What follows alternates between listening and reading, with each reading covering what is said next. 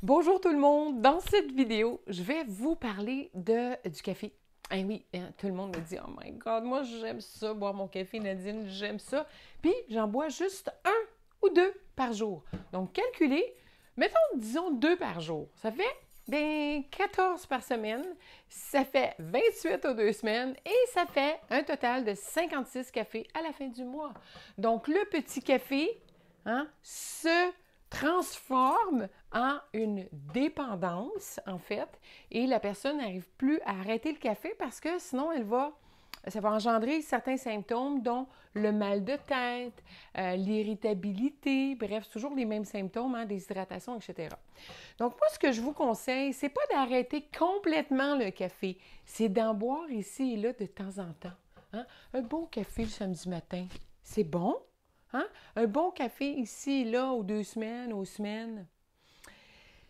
Les gens vont me demander, c'est quoi l'effet du café sur notre corps? En fait, le café stimule la cortisol, l'hormone de stress, et va créer chez plusieurs personnes une sensation et de fatigue dans l'après-midi, une sensation d'irritabilité aussi, une sensation de stress accru.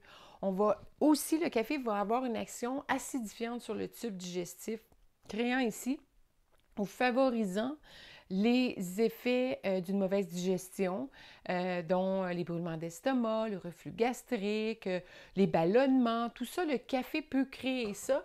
Et je le vois, les gens, quand ils font la cure de détox, par exemple, ils suivent mon programme 21 jours, pendant 21 jours, ils ne boivent pas de café, ils me disent tous « Oh mon Dieu, ça m'a fait tellement du bien déjà, moins de ballonnements. » Puis là, à ce moment-là, qu'est-ce que je vous invite à faire? C'est vraiment de porter votre attention sur, on remet la santé dans le tube digestif, dans la digestion, et on alcalinise le tube digestif.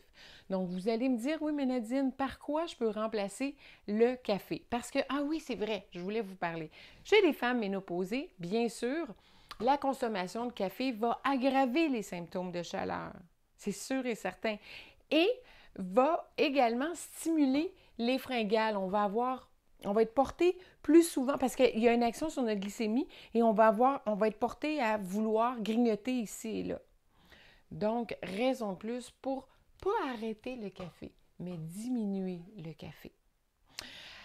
Alors, on peut remplacer, c'est ça, les gens vont me dire, Nadine, par quoi on va remplacer le café? Bien, moi, je vous invite tout simplement à utiliser des tisanes. C'est très bon, des tisanes. Ça alcalinise le tube digestif. Ça va amener une relaxation aussi. Ça va nous amener dans une relaxation interne. C'est tellement, tellement bon, des herbes. Mais dites-vous une chose, c'est sûr et certain que si vous partez d'un milieu acide et vous prenez des aliments alcalins, votre corps n'aimera pas ça, va dire « Oh my God, j'aime pas le goût de l'ortie, par exemple, ou j'aime pas le goût de l'amande, par exemple. » Mais donnez-vous la chance. Donnez-vous la chance de vivre cette transition-là. Parce que n'oubliez pas que la cellule va demander le poison dans lequel elle baigne. Donc, plus vous allez avoir un corps acide, plus le corps va demander ça. Et plus vous allez donner des bons aliments à votre corps, plus votre corps va aimer ça. Donc, jetez pas tout de suite le bébé avec l'eau du bain, ou l'eau du bain avec le bébé, peu importe. Gardez-vous une petite porte ouverte. Dites pas, moi, j'aime pas ça, puis j'aimerais jamais ça. Non, non. Dites-vous que je l'ai essayé, j'ai moins aimé, mais persistez. Vous pouvez aussi utiliser de la chicorée, qui est excellente pour la santé. Qui ne contient pas de caféine. Le matcha contient un peu de caféine, mais a tellement d'antioxydants que c'est excellent aussi pour notre santé.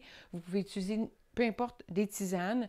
Un lait végétal, ici et là aussi, va vous faire du bien, mais un lait, moi, vous allez voir dans mes prochaines vidéos, un lait fait maison. Bien sûr, un lait de cajou, un lait de graines de tournesol, etc. Il y a des laits qui sont excellents pour notre santé.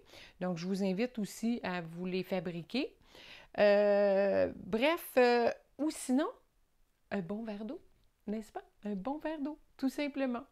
Alors, sur ce, n'hésitez pas, si vous avez des questions, posez vos questions sous la vidéo.